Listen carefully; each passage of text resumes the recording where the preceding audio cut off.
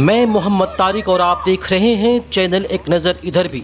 दोस्तों, हम सभी जानते हैं कि एक मुसलमान अपने नबी मोहम्मद मुस्तफ़ा सल्लल्लाहु ताला अलैहि वसल्लम और कुरान करीम से कितना मोहब्बत और अक़ीदत रखते हैं। यही वजह है कि अगर दुनिया के किसी भी कोने में भी मोहम्मद रसूलुल्लाह सल्लल्लाहु ताला अलैहि वसल्लम या कुरान करीम की बेहुरमती होती है तो इसका असर पूरी दुनिया में देखा जाता है और कहीं कहीं तो हिंसक झड़पें इस कदर बढ़ जाती है कि इसके काबू करने में मुहाल हो जाता है।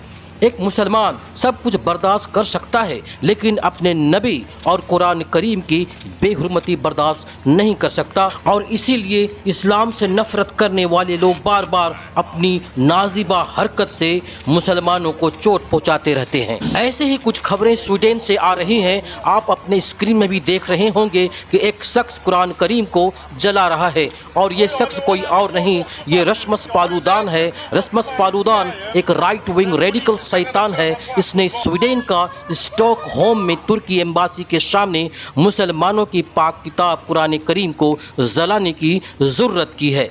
और सबसे अहम बात यह है दोस्तों कि स्वीडन सरकार ने ही ऐसा करने की इजाज़त दी थी।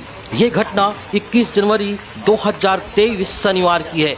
आइए थोड़ा इस शख्स के बारे में जानते हैं कि यह शख्स है कौन। इस शख्स का नाम रस्मस पालूदान है और डेनमार्क स्वीडिश नागरिक है और वो इस इस्लाम विरोधी आंदोलन के लिए जाना जाता है।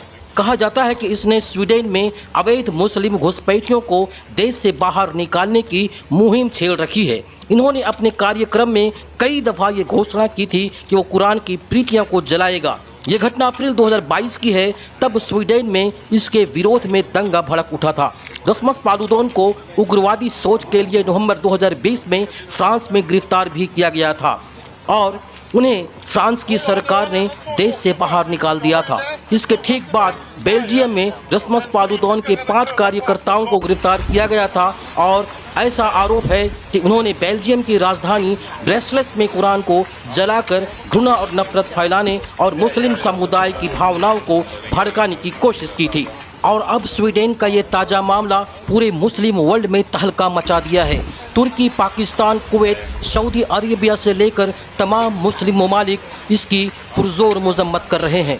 तुर्की के लोगों ने अंकारा में स्वीडन एम्बासी के सामने स्वीडन के खिलाफ प्रोटेस्ट करते हुए स्वीडन के फ्लैग को जलाया।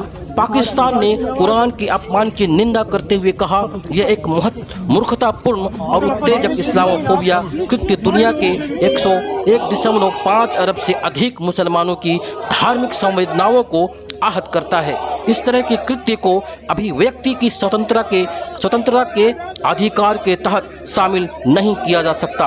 अभिव्यक्ति की स्वतंत्रता में अंतर्राष्ट्रीय मानव अधिकार से जुड़ी जिम्मेदारियां शामिल हैं, जिसके तहत घृणास्पद बयान और लोगों को हिंसा के लिए उकसाने वाले कृत्य शामिल नहीं होते।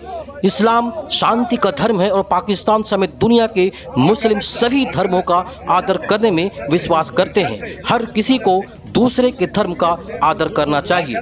दरअसल रूस के यूक्रेन पर हमले के बाद से ही यूरोप के गैर नाटो देशों में चिंता है। स्वीडन भी उनमें से एक है।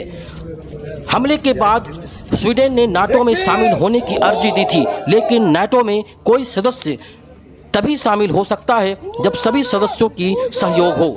तुर्की स्वीडन की नाटो में एंट्री का लगातार विरोध करता रहा है।